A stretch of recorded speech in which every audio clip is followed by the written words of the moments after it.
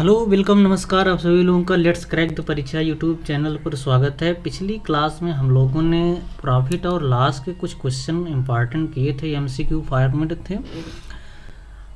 आप लोगों से एक शिकायत है हमारी कि भाई यूट्यूब चैनल पर हम मेहनत कर रहे हैं, दिन रात कर रहे हैं, आप लोगों के लिए कर रहे हैं, फ्री ऑफ कॉस्ट कर रहे हैं। केवल आपसे एक निवेदन है कि आप लोग वीडियो को सब्सक्राइब करवाइए, शेयर करवाइए और ज़्यादा से ज़्यादा लाइक करवाइए।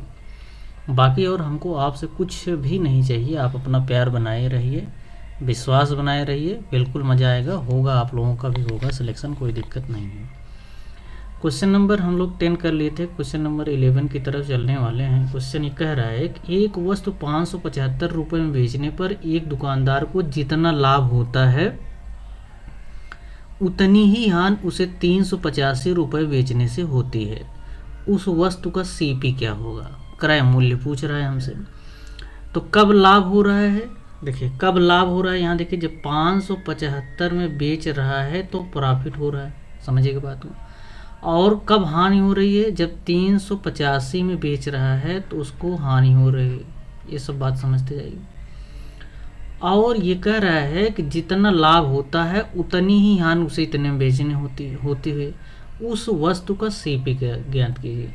तो अगर मान लीजिए यहाँ हम लाभ लिख लेते हैं, अगर यहाँ लाभ लिख देते हैं और उतनी ही हानि मतलब लाभ हानि के बराबर है, ठीक है। लाभ हम क्या लिख पाएंगे? देखिए S P minus C P, समझते जाइए पॉइंट। और हानि क्या होगी? C P minus S P, आपको बताया गया था, इसको ध्यान से समझिए। लाभ कब हो रहा था? जब 575 में बेचा जा रहा था। तो 575 यहाँ सी पी की जगह रख दीजिए और एस पी की जगह सी पी हमारा ऐसे रहेगा। फिर हानि कब हो रही है? जब उसको 385 में बेचा जा रहा है तो C P as it is रहेगा, हानि 385 हो जाएगा। देखिए अब क्या करिए, इसको सी पी एक साइड कर लीजिए तो हमारे ख्याल से 2 सी पी हो जाएगा। बोलिए अब इनको और इनको ऐड कर लीजिए, 350 यहाँ 5 है, यहाँ 50, तो 5 5 कितना हो जाएगा? 10, 8 7 15, 1 16, 5 3 8 1 9 हो जाएगा, 960। और अगर सी पी केवल निकालना है तो 2 का इधर भाग हो जाएगा, 2 चौक 8, 2 8 16, 480 रुपये। लेकिन ध्यान रखिएगा इसका एक शार्ट तरीका ये है। शार्ट तरीका क्या है कि जब भी आपको दिखे कि जितने से बेचने पे लाभ हो रहा है, मतलब कुछ प्राइस में हम बेच रहे हैं तो हमको लाभ हो रहा है और कुछ प्राइस में बेच रहे हैं तो हानि हो रही है। तो इस तरह से जो लाभ जितने में हम बेचे जा रहे हैं दोनों एसपी को हम जोड़ लेते हैं, दोनों एसपी को यहाँ पर जोड़ेंगे और उसको 2 से डिवाइड कर देंगे तो वही आपका आंसर हो जाएगा और वही सीपी निकल के आ जाएगा। ठीक है, ये ध्यान रखिएगा, क्वेश्चन आता है एग्जाम में। यदि किसी निर्माता का लाभांश 10% है, समझिएगा कोई वस्तु किसी कंपनी में बन रही है, कह रहा है किसी निर्माता, कोई मैन्युफैक्चरर है जो बना रहा है किसी वस्तु को, कह रहा है उसका लाभांश 10% है। फिर थोक विक्रेता को उसने हैंड ओवर किया, अपना सामान बेचा उसको और उसको कितना मिला? 15%। अब वो थोक विक्रेता फुटकर विक्रेता को बेचा है तो कितना लाभ कमा रहा है? 25%।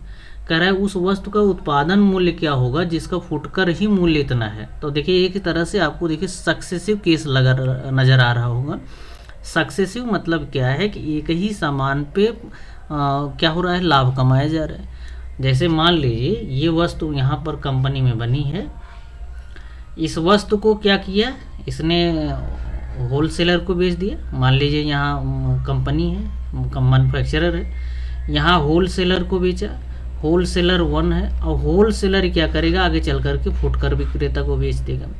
मतलब सामान तो एक है ही, उसी पर प्रॉफिट कमाया जा रहा है बार बार। जब सामान एक ही हो उसी पे बार बार प्रॉफिट कमाया जा रहा हो तो उसको कहते हैं सक्सेसिव केस। और सक्सेसिव केस को हम लोग बढ़िया से पढ़े हैं, फिर से देख लेते हैं। 10% का लाभ है, 10% को हम लिख सकते हैं फ्रैक्शन वैल्यू 1/10।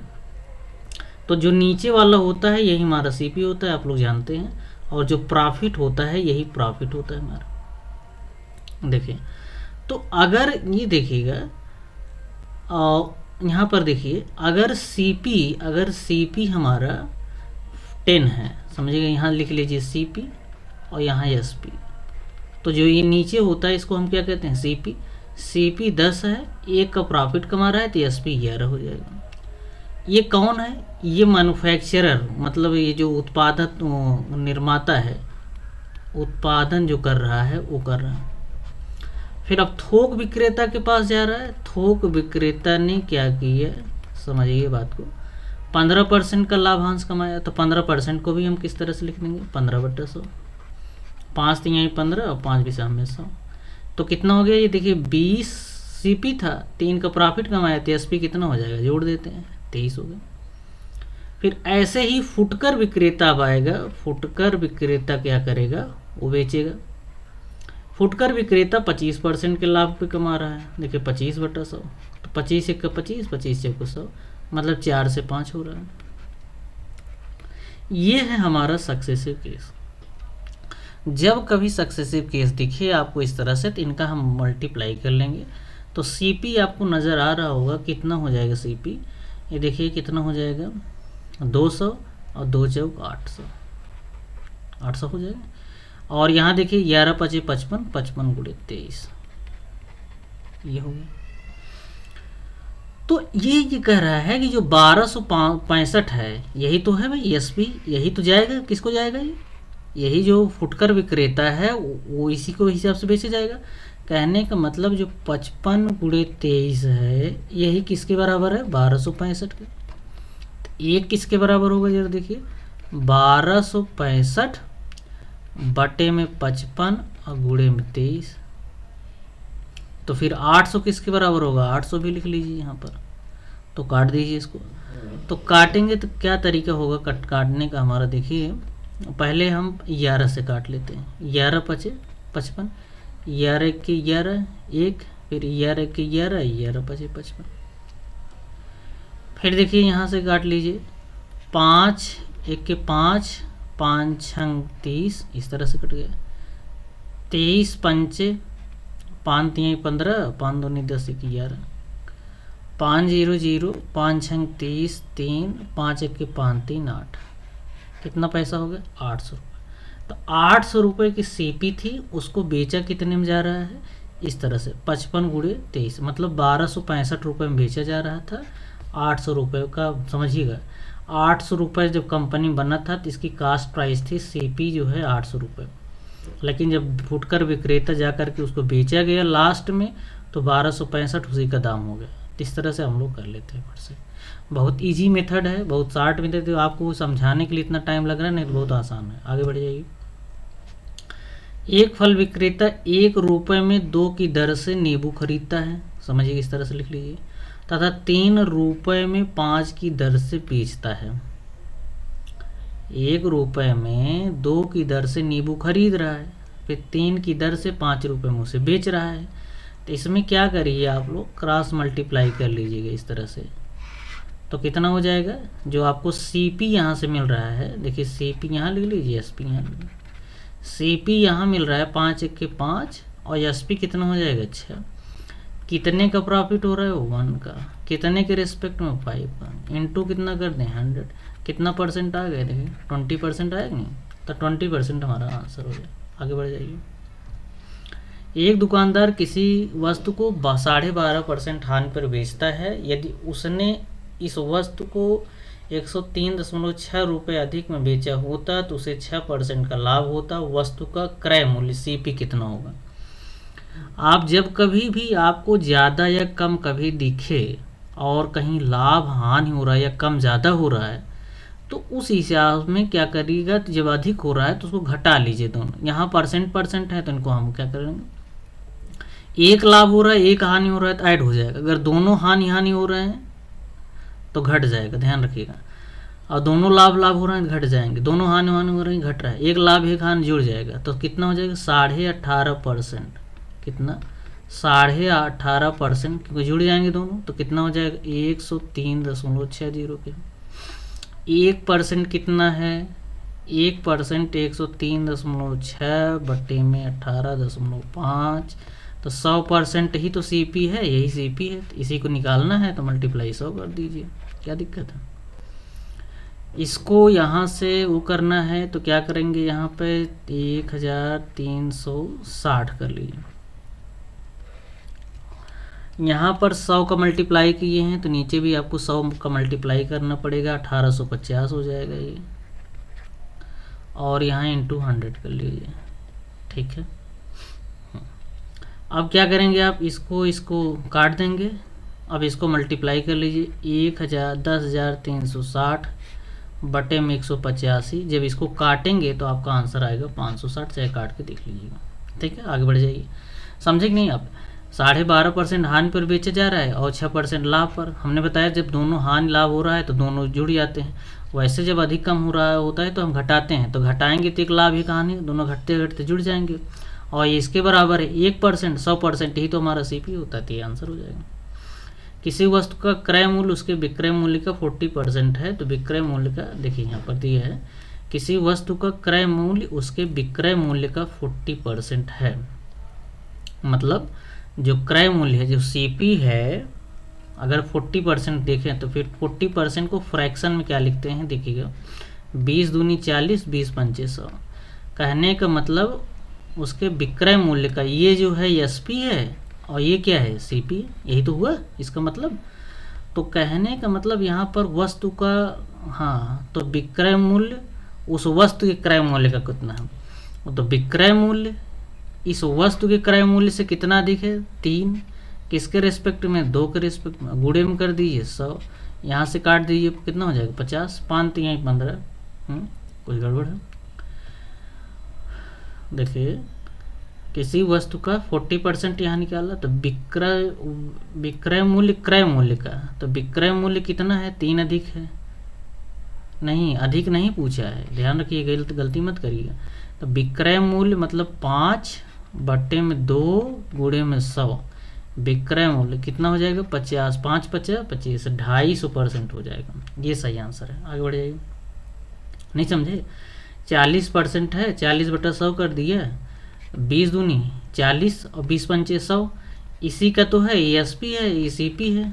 भाई ये 2 है, ये 5 है, सीपी इतना है, एसपी इतना है। इसी का तो 40% है ये सीपी। अब देखिए कह रहा है कि इसका ये कितना परसेंट है, तो 50 ये है, 5 ये है और 2 ये है, इसी के रिस्पेक्ट में। अब ज़्यादा कहता तब कितना अधिक है, अगर ये पूछता तो 3 बटा 2 गुणे 100 करते हैं तो 150% अधिक हो जाता। ठीक है, कितना अधिक है, कितना परसेंट है, अगर ये पूछता तो 250% है। किसी वस्तु को 840 रुपये में बेचने हुआ, उस वस्तु के 600 रुपये में बेचने से हुई हानि का दुगुना है, तो वस्तु का सीपी। ये भी क्वेश्चन अच्छा ही, बढ़िया क्वेश्चन है। तो देखिए यहाँ पर भी वही सेम कॉन्सेप्ट लगाना है, लाभ हानि। अब देखिए क्या क्या खेला है इसमें। 840 में बेचने से हुआ लाभ, तो लाभ क्या लिख लेंगे आप, एसपी माइनस में क्या लिखेंगे, सीपी, और हानि क्या लिखेंगे, सीपी माइनस एसपी। हुआ लाभ 840 रुपये में आप बेच रहे हैं, सीपी इधर लिख लीजिए। फिर क्या रहा है कि 600 रुपये में बेचने हानि का दुगना है, तो सीपी आपको पता है क्या, नहीं, कितना में बेच रहे हैं, 600। कौन डबल है, ये लाभ डबल है किसके, इस हानि से। तो हम क्या करेंगे, इसी में 2 का मल्टीप्लाई कर देंगे, तो 840 माइनस सीपी बराबर 2 सीपी माइनस 1200, ये हो गया। सीपी 3 सीपी हो गया, 12 8 20 2040 हो गया। अब यहाँ सीपी कितना हो जाएगा, किससे डिवाइड कर देंगे, 3 से, 3 छंग 18, 3 8 24, 680 रुपये हमारा सीपी हो जाएगा। आगे बढ़ जाइए। एक व्यक्ति एक पुराना स्कूटर 6000 रुपये में खरीदा, इसकी मरम्मत पर 500 खर्चा किया, इसने बाहर 7020 रुपये में बेच दिया, तो उसका लाभ कितना होगा। खरीदा कितने पे, मतलब सीपी है, 6000 में खरीदा और उसको रिपेयर कराएगा तो वो भी इसी काउंट में, सीपी में ही काउंट होगा, ध्यान रखिएगा। तो मतलब उसका जो सीपी बन के आ रहा है वो 6500 है सीपी। अच्छा, एसपी कितना है, 7020 में बेच दिया। ठीक है, कह रहा है लाभ कितना हुआ, आप जान ही रहे हैं, 520 का लाभ हुआ, किसके रिस्पेक्ट में, 6500 के रिस्पेक्ट में। अब गुणे में कर दीजिए 100, तो 00 00 से कैंसिल ही हो जाएगा, आप जान ही रहे। 13 पचे 65, 13 चौका 52, 5 8 40, 8% का प्रॉफिट हो जाएगा। आगे बढ़ जाइए। 2 घोड़ों में प्रत्येक का विक्रय मूल्य, ध्यान रखिए जब एसपी सेम हो तो उस समय ये भी रूल हम लगा लेंगे। तो एक को 6% प्रॉफिट पर, दूसरे को 6% लाभ पर, हानि पर, तो कुल सौदे में क्या लाभ हुआ। तो ये भी रूल क्या कहता है, A plus B plus A B बटे में 100, क्योंकि यहाँ एसपी क्या है, सेम है, तो इसलिए हम ये रूल लगा लेंगे। एक 6% लाभ पर तो यहाँ प्लस लिख दीजिए, दूसरा 6% हानि पर तो माइनस हो जाएगा। फिर यहाँ पर कितना हो जाएगा, 6 6 36 बटे 100, ये कट ही जाएगा तो -0.36 आएगा, यानी 0.36% आ रहा है। 0.36 माइनस क्या इंडिकेट कर रहा है कि लॉस होगा, तो लॉस हो रहा है। आगे बढ़ जाइए। एक गैस तंदूर को 750 रुपये में बेचने पर एक विक्रेता को क्रय मूल्य का 1/4 लाभ होता है। जैसे ये फ्रैक्शन वाली वैल्यू दिया रहता है तो आप समझ जाइएगा कि क्रय मूल्य यही है सीपी, और यही क्या है हमारा प्रॉफिट। और जब सीपी और प्रॉफिट पता है तो एसपी आपको पता ही चल जाएगा, क्योंकि दोनों को ऐड कर लेते हैं। तो एसपी हमारा हो गया 5, ठीक है, एसपी हो गया 5। अब यही देखिए 5 बराबर किसके है, 750 के, तो 1 बराबर किसके होगा, 150 के, 1 बराबर 150 के, तो 4 बराबर कितना हो जाएगा, 4 डेढ़ 6, यहाँ मल्टीप्लाई कर लीजिए, तो 4 डेढ़ 600 आंसर ही हो जाएगा। आगे बढ़ जाइए। 18 रुपये की कलम बेचने पर एक व्यक्ति को इस क्रय मूल्य का 1/10 हानि, वही चीज़ सेम 1/10, ये क्या है सीपी, ये क्या है हमारा लॉस। अब क्या होगा, तो लॉस हो गया। अब देखिए ये कितना आ रहा है हमारा 18 रुपये। अब यहाँ पर दोनों घट जाएंगे, कहने का मतलब 9 बराबर किसके है 18, 1 बराबर किसके 2, तो 10 बराबर कितना होगा 20 रुपये। सीपी चाहिए था आपको, सीपी निकल गया। ये हमारे बहुत इंपॉर्टेंट क्वेश्चन रहे हैं, आप इनको ज़रूर करिएगा। किस तरह से हम कर रहे हैं, रेशियो मेथड्स अगर आप करेंगे तो मिनिमम टाइम में आपका क्वेश्चन सॉल्व हो जाएगा। आप एग्ज़ाम में बिल्कुल कंफर्ट फील करेंगे, किसी भी तरह का कोई कैलकुलेशन से आप बचिए। अगर आपके कुछ पास थोड़े से अच्छे तरीके हैं जिनको आप समय को बचा सकते हैं जिनके द्वारा, तो आप उनको अपनाइएगा बिल्कुल। जहाँ ज़रूरत पड़ेगी, जहाँ एकदम शार्ट नहीं चल पाएगा, जहाँ एकदम छोटा तरीका नहीं चल पाएगा, वहीं लॉन्ग मेथड का यूज करिए। बाकी आप लोग स्वस्थ रहिए, मस्त रहिए, अपनी पढ़ाई को कंटिन्यू रखिए। वैकेंसी इस बार बहुत आने वाली है, आप लोग जान ही रहे हैं, बताने की क्या बात है, ठीक है। आगे हम लेक्चर को समाप्त करते हैं। आप लोग चैनल को लाइक सब्सक्राइब अवश्य करते जाएं, ठीक है। धन्यवाद।